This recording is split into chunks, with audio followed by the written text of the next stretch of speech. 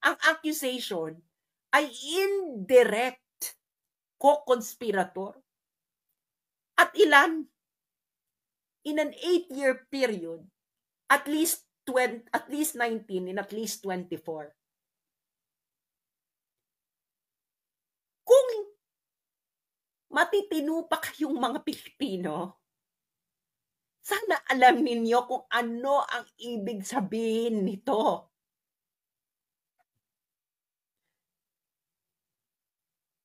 Kung hindi nyo alam ang ibig sabihin nito, mahiya kayo sa pagiging Pilipino ninyo at sa pinaglaban ng mga bayaning namatay sa pakikipaglaban sa mga dayuhan.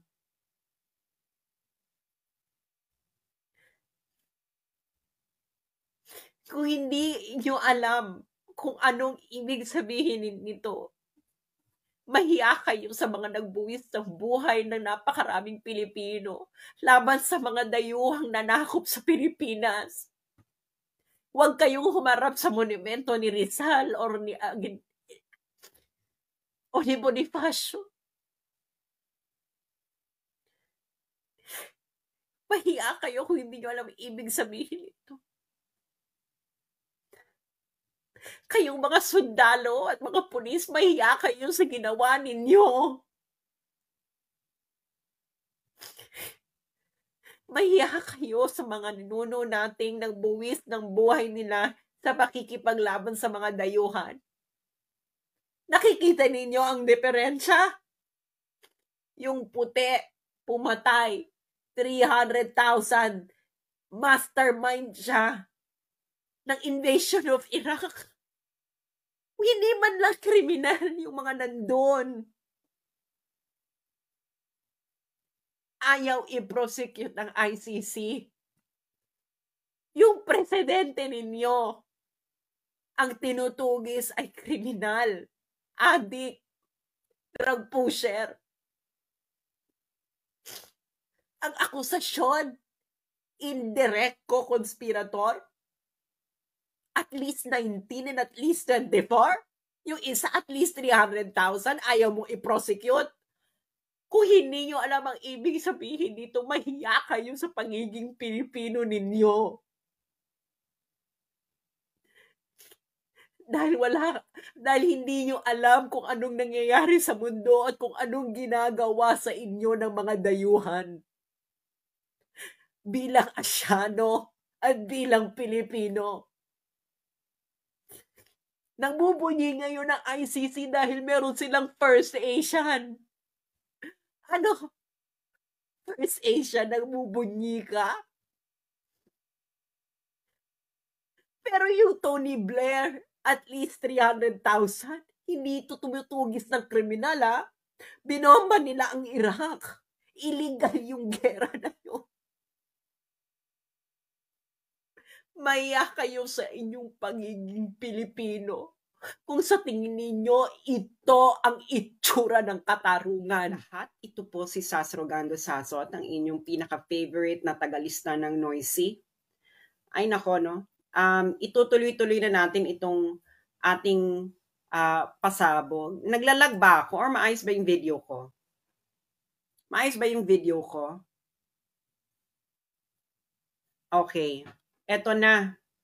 Nagkabale-balentong na. Nagkabulbul na ang script ng palasyo. Hindi nila kinaya ang ating pasabog sa Article 59 ng ICC arrest proceedings. Kung ano-ano nang pinagsasabi nila. Pero bagong lahat, paki-share muna ito para malaman ng sambayan ng Pilipino, lalo na sa inyong mga kaibigang sundalo, pulis. Huwag na kayong umasa sa mga politiko, wala na yan. Mga sundalo at pulis, i-share nyo ito at nang malaman nila kung papaano nila dinodorobo ang taong bayan, pati na ang mga pulis at sundalo. I cannot believe what this government is willing to do in order to make Filipinos stupid.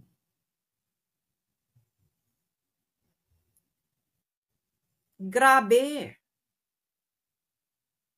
So, pakishare muna, i-share nyo muna ito na malaman ng maraming tao. Okay.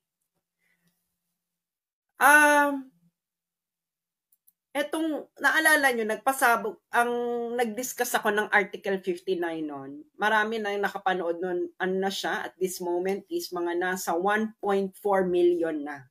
Nasa 1.4 million na. Since yesterday. 1.4 million. At dadami pa because I am correct. At bakit ako correct? Because ito na mga pinagsasabi ng Malacanang. Hindi na nila alam kung anong sasabihin nila. Kayong mga sundalo at mga pulis na nunumpa na poproteksyonan ang konstitusyon, sana makinig kayo at sa kaibuturan ng konsensya ninyo, tingnan ninyo kung ang ginawa ng kasamahan ninyo ay tama. Or kung hindi pa kayo niloloko ng gobyernong ito. Mahiya kayo sa mga bayani ng Pilipino na binuwis ang buhay nila laban sa mga mananakop na dayuhan. And what did you do to a Filipino? Your former commander-in-chief, a president, highest approval rating. Isinurrender ninyo sa isang foreign power. For what? Pakikita nyo kung kaano kayo ginanya ng mga utak ninyo. Anong klase yan? Nag-iisip pa ba kayo? Or totoo ang sinasabi nila ng average IQ ng mga Pilipino ay 81? Okay. Una, itong si Claire Castrong hitad. Claire, sabi mo, pagdating ni Duterte sa Netherlands, haharap siya sa Dutch court, sa korte ng local court ng Netherlands. At yung local court na yon ang magdetermina kung ang pag-aresto kay Duterte sa Pilipinas ay tama. Yung mga nakikinig ngayon dito, kayo GMA News po. Ganon ang nangyari. Nakita ninyo? Kita nyo ko. Oh. Yan ba? Tama ba yung sinabi ni Claire Castro?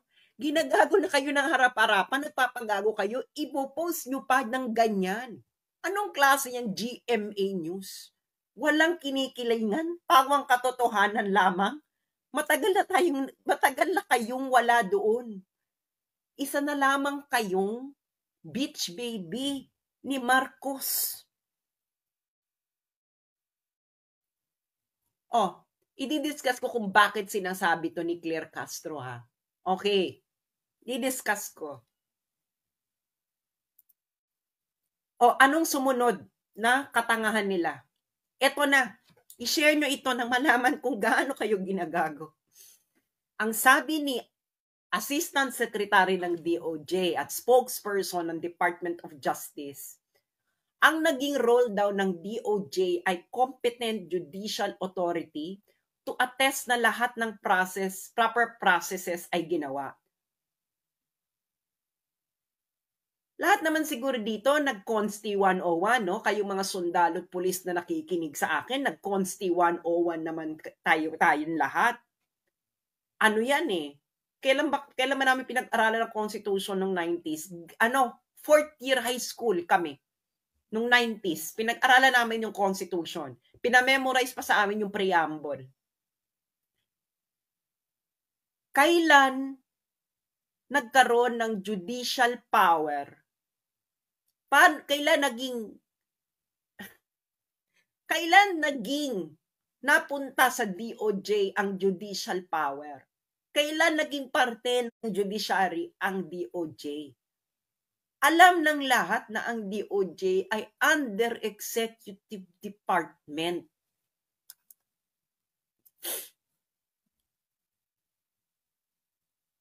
ang inyong mandato ay administrative. Nasa executive kayo. Hindi kayo competent judicial authority. Ang competent judicial authority ay ang nag-i-interpret ng batas.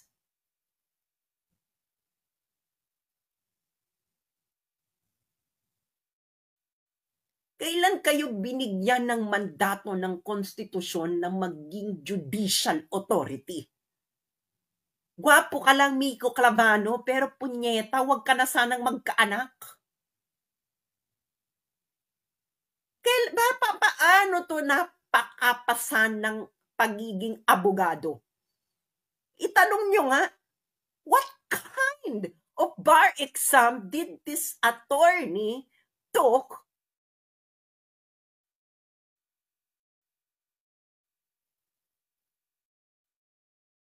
mga pulis at sundalo? Lalo na yung mga matitino, yung tunay pang mga matitino. Nanumpa kayo, di ba, napoproteksyonan ninyo ang konstitusyon? Lalo na yung mga sundalo. So, dapat alam ninyo yung konstitusyon na pinoproteksyonan nyo, di ba? Pag napakita nyo sa akin, kahit sino sa inyo, okay, na ang DOJ ay may judicial power ayon sa konstitusyon, i-court martial nyo ako mga sundalo, pauwiin nyo at i-firing squad nyo ako.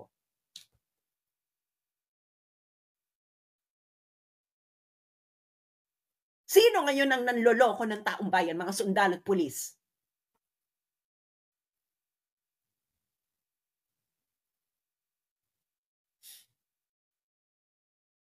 Sige nga, sagutin nyo. Sino? Sino? Yung mga sundalo at pulis, sabihin nyo sa mga anak ninyo, sa mga nanay at tatay ninyo, sino ang nanloloko ng taong bayan ngayon? Pumunta kayo sa libingan na mga kasamahan ninyong nasawi ang buhay sa pakikipaglaban sa mga terorista. Sabihin nyo sa mga labi nila kung sino ngayon ang nanloloko ng taong bayan. Sumunta kayo sa harapan ng monumento ni Rizal, ni Bonifacio. Sabihin nyo kay Rizal at Bonifacio, sino ngayon ang nanloloko ng taong bayan? Sabihin ninyo yan. Tanungin ninyo. Tumingin kayo ng diretso sa harapan ng mata ng mga anak ninyo. Sabihin ninyo sa mga anak ninyo kung sinong nanloloko ng taong bayan.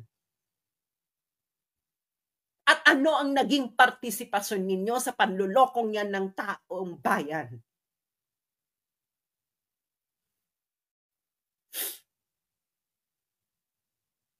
You are following orders? You are following orders of people who don't know the law?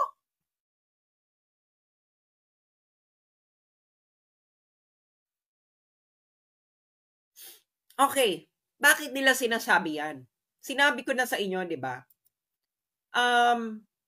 Dahil kasi yan dito sa aking naging video. Okay? Papakita ko sa inyo yung video. Sa aking naging video, a day ago. Okay? A day ago.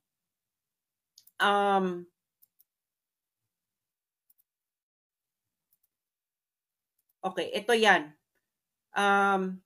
So makikita nyo, a day ago, sabi ko kasi, Philippine arrest of Duterte violated ICC's arrest proceedings. Okay?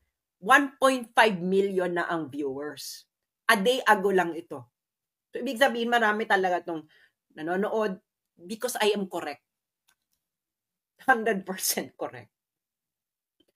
Bakit? Nagkakaiba-iba, nagkabulbuhula sila ng script. Bakit? Ito kasi yan, mga friends. Okay? Sa ICC, merong arrest proceedings kung paano ka mag-aaresto. Okay. Ilang beses ko na itong dinidiscuss, pero para tumatak sa utak ng mga Pilipino, lalo na may pag-asa pa. Sana may pag-asa pa. Unang step, arrest. May request to surrender or request for provisional arrest, anything, provisional arrest, or surrender. Gagawin mo kung makikipag-cooperate ka sa ICC. Definitely, yung gobyerno ni Marcos nakipag-cooperate. And in effect nila yung arrest eh. Step 2. Ano ang step 2? Ang step 2, babasahin ko muna yung eksaktong English. A person arrested shall be brought promptly before the competent judicial authority in the custodial state, which shall determine, in accordance with the law of that state, that the warrant applies to that person, the person has been arrested in accordance with the proper process, and the person's rights have been respected. Sa Tagalog, ang isang inaaresto, pagkatapos siya mismong arestuhin, dapat siya ay ihaharap yung inaresto sa harapan ng competent judicial authority ng Pilipinas. Yun ang custodial state eh. At yung competent judicial authority na yon ang magdidetermina in accordance with the law of that state, in accordance sa batas ng Pilipinas, na ang warrant ay nag-a-apply dun sa inaresto, dito kay Duterte, na ang proseso ng pag-aresto ay tama at ang karapatan ng inaresto ay nirespeto. Mga abogado at din, alam ninyo ang statutory construction ng Article 59.2. Ikaw spokesperson kang DOJ ka, nakapasa ka ba ng statutory construction sa kung saan ka mang law school nag-aral? Shall, ibig sabihin dapat sa harapan ng competent judicial authority. Sino ang competent judicial authority ayon sa konstitusyon ng Pilipinas? Magsalita kayo mga sundalo at pulis. DOJ ba?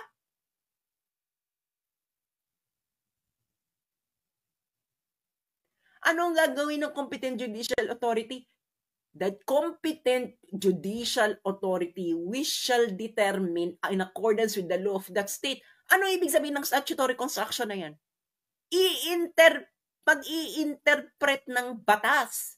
Kasi paano ka magdidetermine kung naayon sa batas yung ginawa kung hindi mo i-interpret yung batas?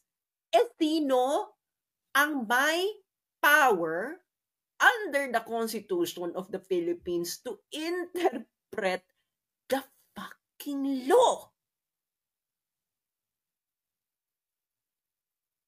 Kailan pa na ang DOJ na under ng Executive Department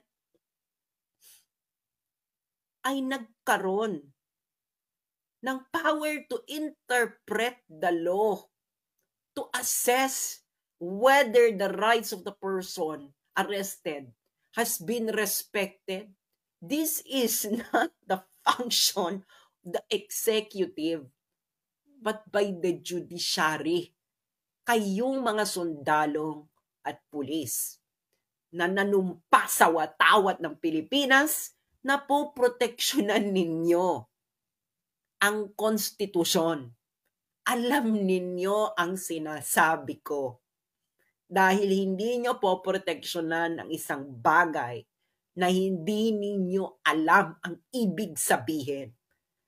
Ngayong kayong mga sundalo na nangako na poproteksyonan ang konstitusyon hanggang sa huling kamatayan. Ito ba ang konstitusyon? Ang interpretasyon ng konstitusyon na iaalay ninyo ang inyong buhay? Tumingin kayo ngayon sa mga mata ng inyong mga anak. Sabihin nyo sa mga anak ninyo, ganito, kung kaya ninyo, anak, ang DOJ, ang Competent Judicial Authority sa Pilipinas na ayon sa konstitusyon na aking poproteksyonan hanggang sa aking kamatayan. Kaya nyo? Sa mata ng nanay at tatay nyo. Harapan ng monumento ni Rizal, ni Aguinaldo, ni Bonifacio. Kaya nyo? Kung hindi nyo kaya, alam nyo, naglolokohan lang tayo dito. At kung naglolokohan lang tayo dito, ano to, magtatahimikan? Dahil ano?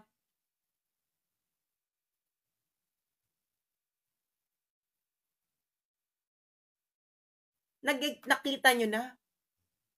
Nakita nyo na kung ano ngayon ang kanilang, hindi na nila alam kung papaano sila lulusot. Ang ginawa na lang nito ni ASEC Miko Clavano ng DOJ, nag-claim na lang sila na sila yung Competent Judicial Authority na tinutukoy. Bakit mo sinasabi yun ngayon, Miko Clavano? Pero kahapon, ang sabi ni Claire Castro, hindi ang korte ang local court sa Netherlands ang Competent Judicial Authority. Sabi ni Claire Castro, no March 12, ang Competent Judicial Authority ay yung local court. Kasi kaya siya yung Competent Judicial Authority kasi yung korte daw sa Netherlands ang magdidetermina kung ang arrest ay proper. Sabi ni Claire Castro ng March 12. Ngayong araw, sabi naman ni Miko Clavano ng DOJ, ay hindi, sila daw ang Competent Judicial Authority na mag-a-assess na nag-assess ng proper process. Ano to?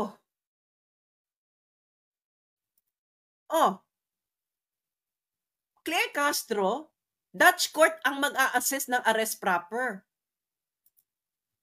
Si Miko Clavano nag-claim hindi, sila daw ang nag-assess ng may proper process. Sino ba talaga? May mag-a-assess pa lang or na-assess nyo?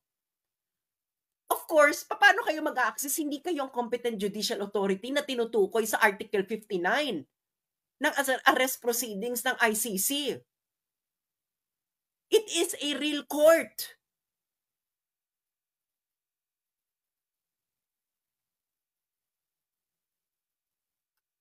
Bakit sila nagkabale-balentong na? Okay. Pinakita ko sa inyo, di ba, yung batas. Okay, hihimayin natin ang batas. Yung pula dyan, yan yung steps ng naaayon sa batas. Step, ano lang to? 1, 2, 3, 4. Marami pa yan. Okay? Pinakadulong step is surrender. Okay.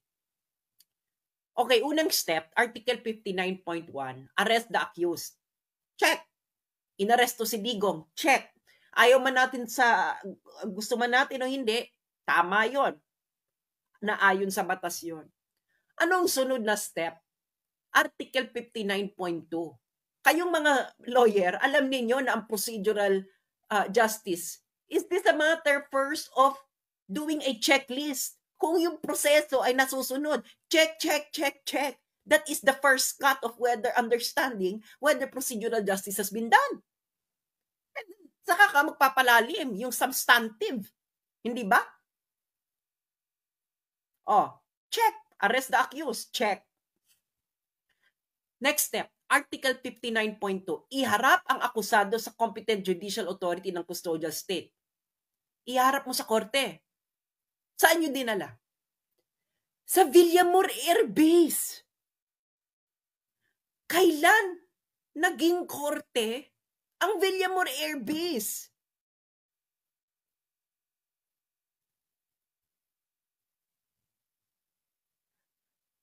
Isipin nyo nga, kailan naging korte ang Villamor Air Base? Kayong mga sundalo, tumingin kayo sa mga mata ng mga anak ninyo. Kung kaya nyo, sabihin nyo sa kanila, anak, ang Villamor Air Base ang venue ng Competent Judicial Authority. Kaya nyo? Kaya nyo gawin? Kung hindi nyo kayang gawin, naggagaguhan na, di ba? Next step, Hinarap mo yung akusado. Next step, Article 59.2. Ang competent judicial authority susuriin ang warrant, process at kung nirespeto ba ang karapatan ng accused. Hindi mo na nga hinarap sa judicial authority. Hindi mo hinarap sa korte, hindi mo pinresenta sa korte. So, paano mo gagawin yan? Anong ginawa nila? Isinakay sa eroplano. Ang ending, umalis ng eroplano. Pero hindi yun.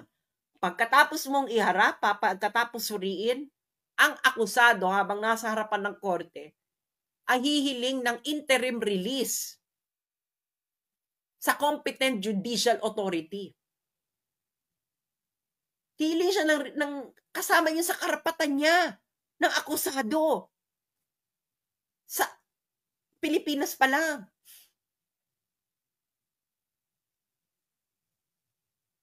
So, Article 59.1 lang kayo. Inaresto nyo at inilipad. Ito ng mga sundalo na nandun at pulis, akala nila tama ang proseso. O niloko kayo. O, hindi ba ako tama? Kasi kung hindi ako tama, bakit ngayon kayo naggaganito-ganito?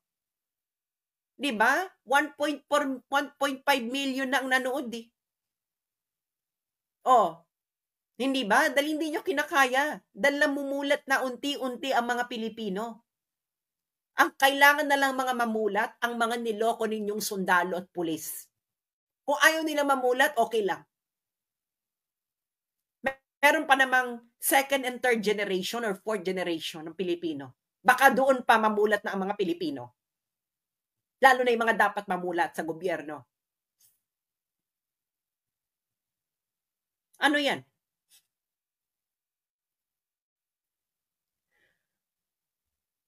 Sinasabi mo ikaw ang competent judicial authority. Hindi po kami engot. Hindi lahat ng Pilipino ay kapos sa pag-aaral. Okay? Ano ang competent judicial authority? Kailangan natin magbigay ng example, no? Para matahimik itong mga to. Okay? Ano ang example ng competent judicial authority? Papakita ko sa inyo, ha? Article 59 process yan, di ba? Okay. So this is part of Article 59 process. Okay. Kasi pag hinarap mo sa korte at humiling yung akusado ng interim release, yung korte makikipag-ugnayan sa ICC, okay? Pagtatanungan sila, okay? Mag-aas ng opinion yung korte sa ICC. Kaya ito, makikita mo dyan, recommendations to, hindi ko na babanggitin yung French name, pero it's the Brussels Court of Appeal. Pursuant to Article 59 of the Rome Statute. Sino dito yung involved? Si Bemba. Okay? I think ng Central African Republic. Si Bemba, si Jean-Pierre Bemba Gombo. Si Gombo kasi hinuli yan sa Belgium habang may warrant, may pending warrant of arrest ang ICC. Okay. So anong ginawa ng Belgium? Hinarap of course sa competent judicial authority. At ang next step nun, si Bemba ay humiling ng interim release sa korte ng Belgium. Yung korte ng Belgium, parte ng procedure ng Article 59 ay nakipag-communicate sa ICC. Okay, kaya nga yan, ito na yung decision ng ICC, hindi to decision ng ICC, this is just their opinion about the interim release request. Okay. Ito ang procedure.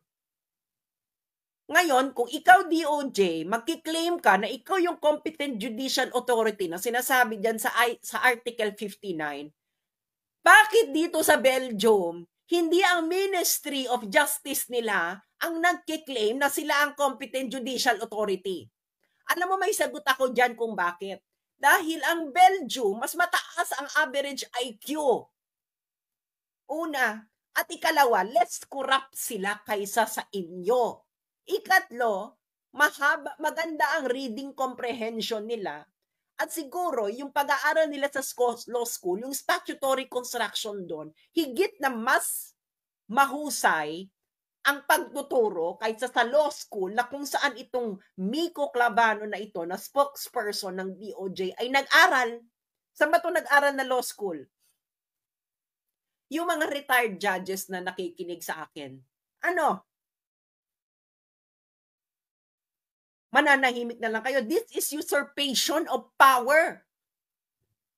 Hindi ba? Bakit mo ni-usurp ang judicial power sa institusyon na inatasan na may judicial power ng Constitution? This is an admission of usurpation of authority.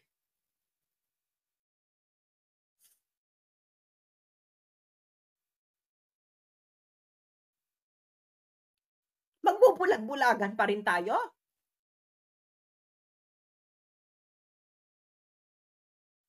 Magbubulag-bulagan pa rin tayo dito? Mga sundalo at pulis, kayo na lang ang ganyan ng mata, oh.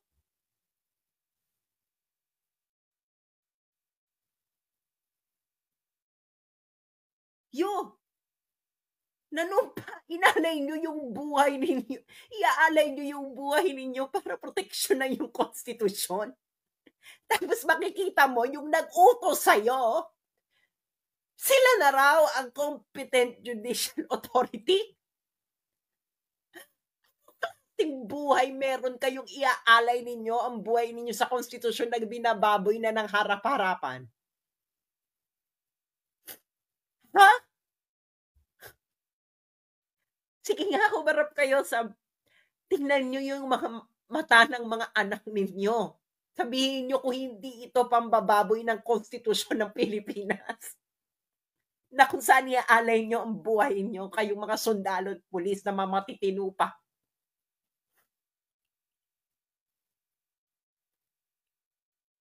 Ha?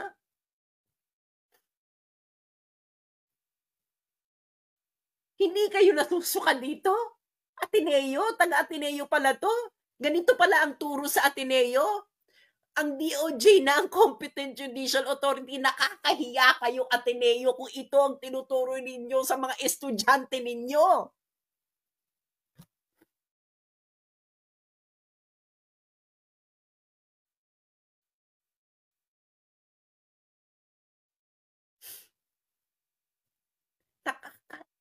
Nakakasuka.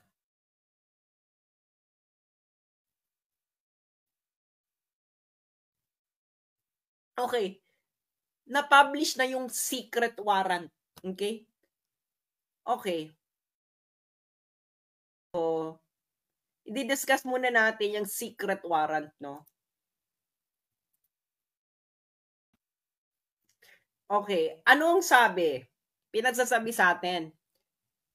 6,000, 5,000, 10,000, 20,000, 30,000. Ganyan, di ba? Nabasa ko na ang warrant. Na-publish na nila ang warrant. Kaya siguro hindi nila pinapublish ang warrant, ginawa nilang secret, dahil nakakatawa at nakakasuka. Masisira ang narrative. Bakit? Ito, alleged crimes. Sinuyod ko talaga tong warrant of arrest, buong magdamag kagabi, bago ako matulog. Hinahanap ko yung 5,000, 6,000, 20,000, 30,000 na paulit-ulit nilang sinasabi. Hanggang ngayon sinasabi nila sa Western media. Ito lang ang numbers na nakita ko. At least 19 persons, allegedly drug pushers or thieves, and at least 24 persons, allegedly criminals, drug pushers, and thieves or drug users. At least 19. At least 24. So, at least 43. Grade 3, kailan tayo nag-fraction, ratio and proportion? Grade 3. At least 43. Ang ipinadadayukdok sa mga tao, buong mundo, at least 6,000 or at least 20,000, at least 30,000. Siguro naman marunong tayo mag-basic math.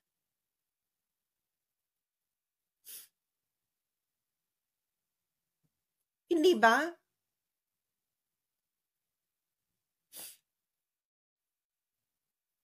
Ano 'to?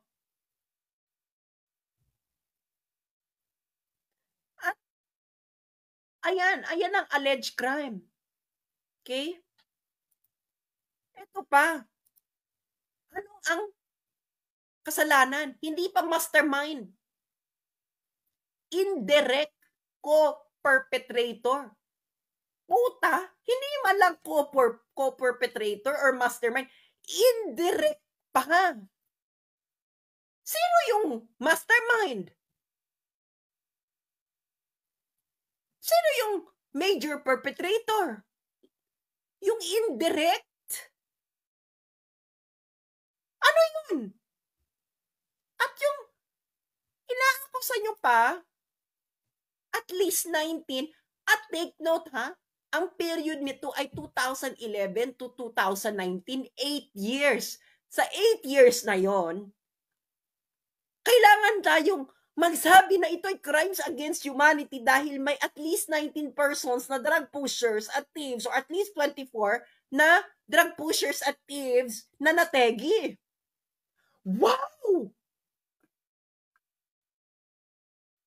Pero, anong binabalita nila? 6,000, 20,000, 30,000, hindi siya ang may kagagawan. Hindi na nakalagay sa warrant. Granting na tama atong warrant of, kung granting na, assuming for the sake of argument na, okay, ano ko, sige, usigin mo. Nasaan yung 6,000 mo? This is propaganda.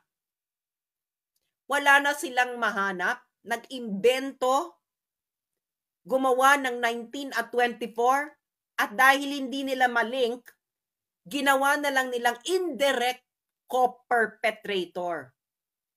Pero sa buong taon, anong pinagsasabi ng mga Western media at itong mga kakamping? Yellow? Siya ang mastermind. Bakit ang warrant of arrest mo, indirect co-perpetrator?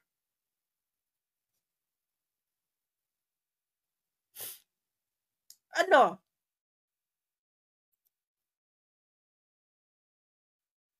Hindi kayo nasusuka. Ito pa, papakita ko sa inyo. Sobrang nakakatawa, no? Binasa ko yung warrant. Diyos mio. This is an international institution. Ipapaalala ko lang sa inyo. International institution funded by so many states na sila na yung parang pinakabonggang institusyon sa buong mundo dahil international. Tingnan niyo itong paragraph 17. Okay? First sentence. When Mr. Duterte first became the mayor of Davao City in 1998, he established the Lambada Boys, which acted as a death squad composed of police officers and non-police hitmen with a mission to kill criminals.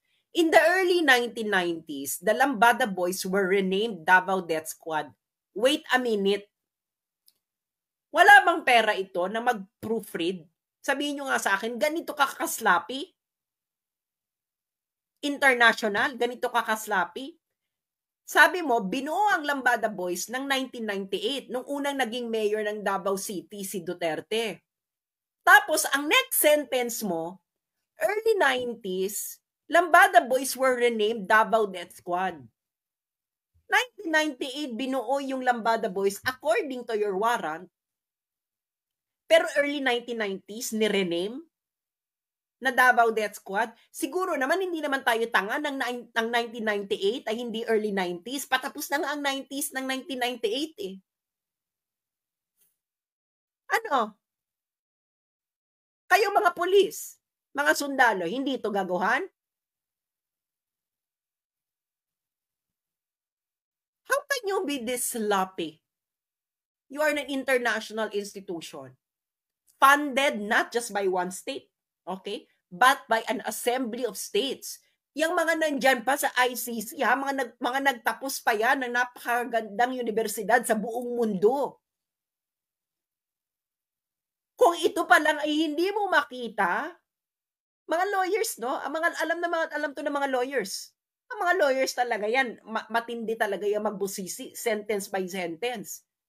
Pero ganito kakaslappy. First sentence pa lang, in 1998, he established Lambada Boys. Next sentence mo, in the early 1990s, the Lambada Boys were renamed Davao Death Squad. Wala kang proofreader? Wala kang editor? Ano to, madalian? Ano to, parang finish or not finish, pass your paper? Na essay? Ano, naglolokohan na tayo? Ha? Tingnan mo naman. Last sentence. This agreement had the aim of addressing the growing criminality by killing criminals in a covert and secret manner without sticking to the basic law enforcement or investigation. Ang huling clause, which had allegedly proven ineffective in eliminating or reducing the crimes. Tatagalugin ko, ibig sabihin yan. Yung mga lawyers natatawa na siguro dito. Ibig mong sabihin, alleged lang na yung ginawa na pag-eliminate ng criminals ay ineffective. So ano pala yung totoo? So possibly, ang totoo, effective. Nagigets yun na how sloppy this is? Ha? You surrender. Kayong mga sundalo at pulis, you surrender your former commander-in-chief, the most beloved Philippine president in recent memory, highest trust rating, highest approval rating, to be tried by a foreign power? Who is this sloppy? In writing a warrant of arrest? Eh baka totoo ang chismis na ang mga Pilipino, ang average IQ ay 81.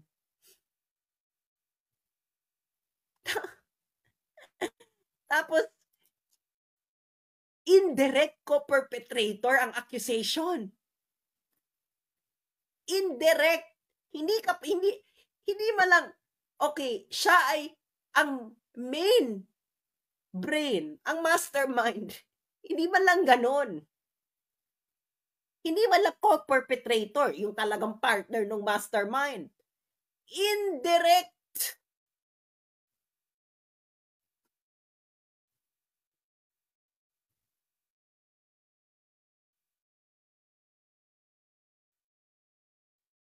Ano to?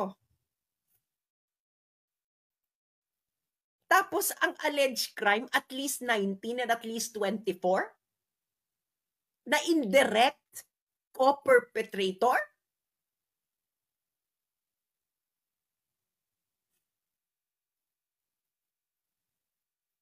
At ang period niya yan, 8 years na yan. 8 years, 2011 to 2019. Eh, mas marami pang napatay dyan si Ampatu, mas marami pa dyan yung dun sa Ampatuan Massacre. Kinaya naman ng korte natin. Isang araw lang yun, Ampatuan Massacre. Eh, ito 8 years.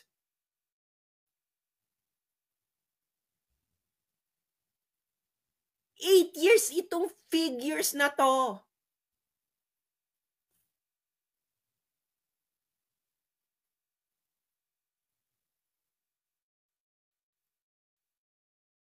Ano?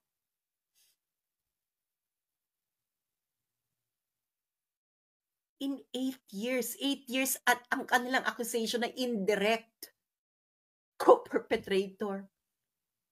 At least 19 persons and at least 24 persons sa 8 years na yun from 2011 to 2019 na nakalagay dyan na period ng coverage nila.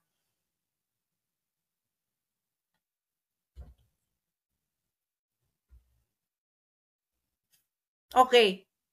Ako talaga gusto kong i-address tong mga sundalo. No, 8 years. Naalala nyo to? Kayong PNP? Naalala nyo to? 2019, nag-request kayo ng Interpol Red Notice laban kay Joma Sison na nandun sa Netherlands para isurrender siya ng Netherlands. Ibinigay ba? Sinurrender ba ng Netherlands sa inyo si Joma Sison? Ha? Naging katulad ba siya ni Bongbong Marcos na we have to fulfill our obligation to the Interpol because we are a leader of a democratic country in an international community. Nagganon-ganon ang Netherlands? Ha? Ano yung gusto niyo siyang dahilan kung gusto niyo siyang tabalikin ng Netherlands sa Pilipinas? Ang involvement niya sa Inupakan Massacre sa Leyte. Okay. Yung mga sundalo nakikinig dito, alam nila to. Pero I will remind you, baka nagkaroon na kayo ng amnesia. Diba? Pero, sana matitino pa kayo. Nasa tama pa kayong pag-iisip. Okay. Ano ngayon yung Inupakan Massacre? Okay. Ang ipipresent din natin dyan. Okay. Ay galing mismo sa mga sundalo. Okay. Siyempre dapat. Diba? Ito'y galing to sa page ng 802nd Infantry Brigade, Philippine Army, August 24, 2021. Ayan, sinabi nila, never again. Noong August 2006 daw, nakakita daw sila ng mass grave site sa Inupakan, Leyte, about 370 meters above sea level. Yung grave sites ay mga survivors ng Communist Party of the Philippines at ito yung mga pinurged ng CPP-NPA. Okay? Nakakita sila ng 67 skeletal remains and 300 remains ng tao dun sa gravesite. So in total, 367. Ano? Mga sundalo? Di ba gusto nyo na pabalikin ng Netherlands si Joma, pinabalik?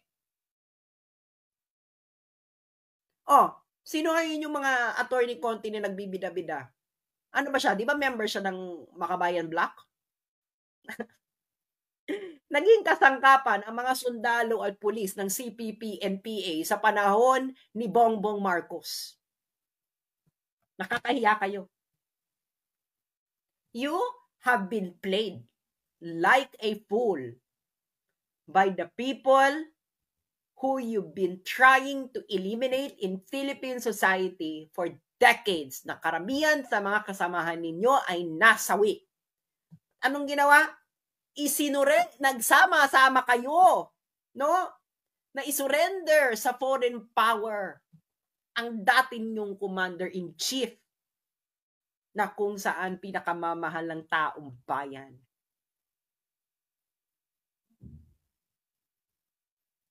How are you going to justify this in history?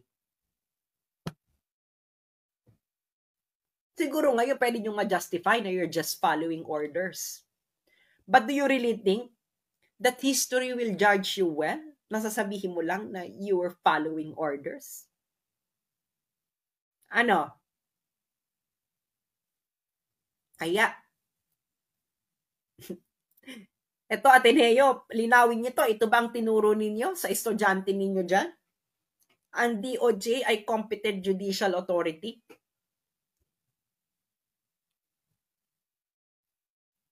Iyan na yon. Kakahiya.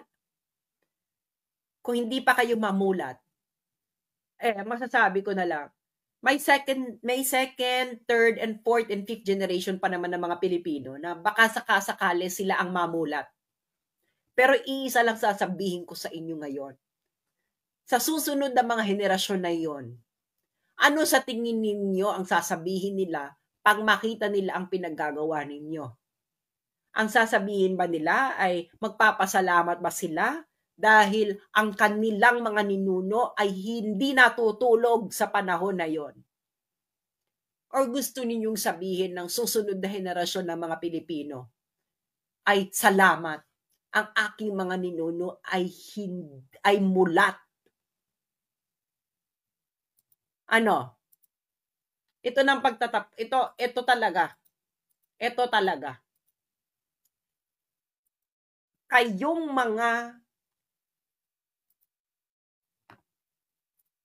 mga Pilipino, okay? Lalo na yung mga nagbubunyi, ganyan. Gusto ko lang ipaalala sa inyo ito. Okay?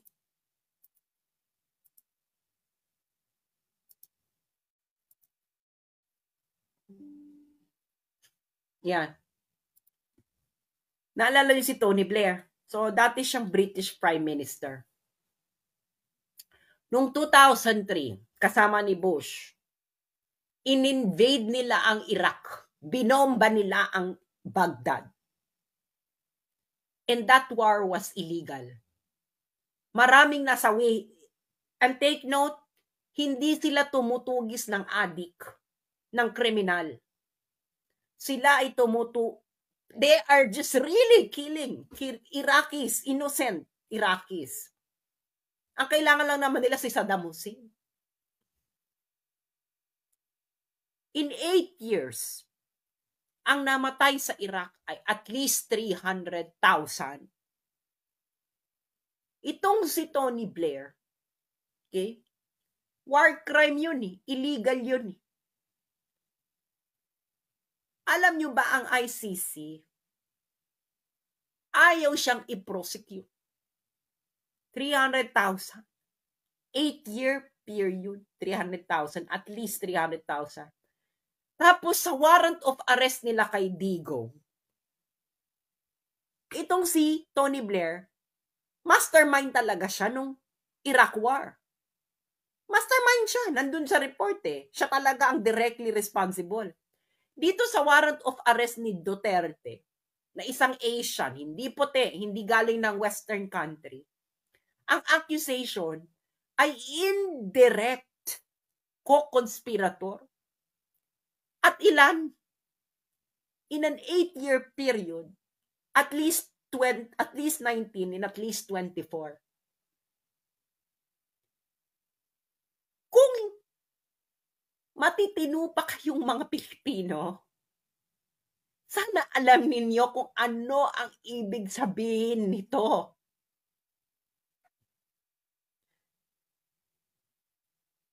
Kung hindi nyo alam ang ibig sabihin nito, mahiya kayo sa pagiging Pilipino ninyo at sa pinaglaban ng mga bayaning namatay sa pakikipaglaban sa mga dayuhan.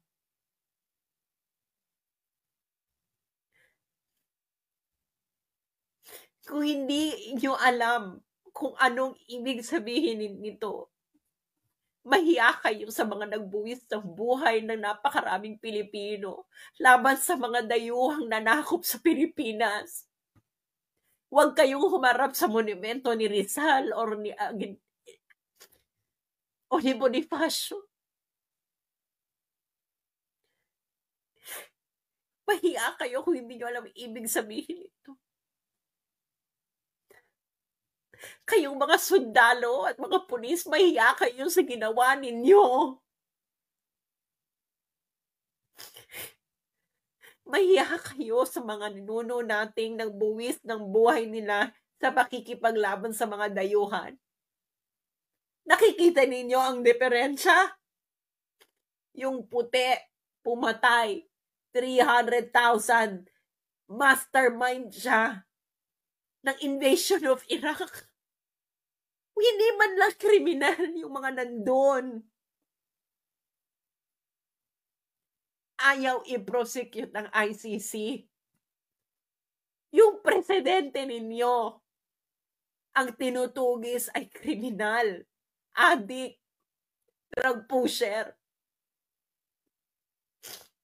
Ang akusasyon, indirect co-conspirator, at least 19 and at least 24. Yung isa at least 300,000, ayaw mong i-prosecute. Kung hindi nyo alam ang ibig sabihin dito, mahiya kayo sa pagiging Pilipino ninyo.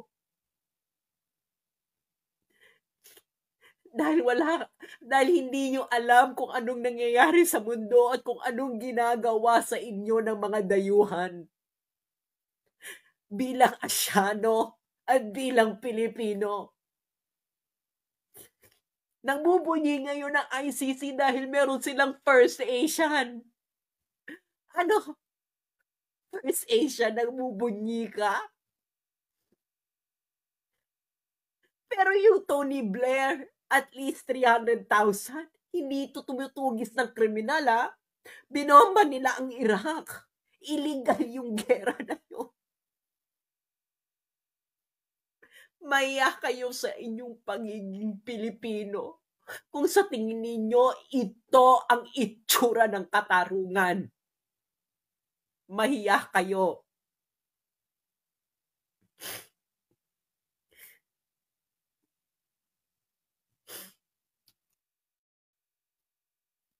Kayong mga sundalong Pilipino, mahiya kayo sa mga pagiging Pilipino ninyo, hindi kayo Pilipino. Kayo ay mga tuta ng dayuhan. Hindi nyo nakikita to? Kung anong itsurang ano to? Ha? Tapos, sasabihan ka ng ganyan? Bababuyin yung konstitusyon mo? Harap-harapan na? Bulag kayo? Mahiya kayo sa pagiging Pilipino ninyo.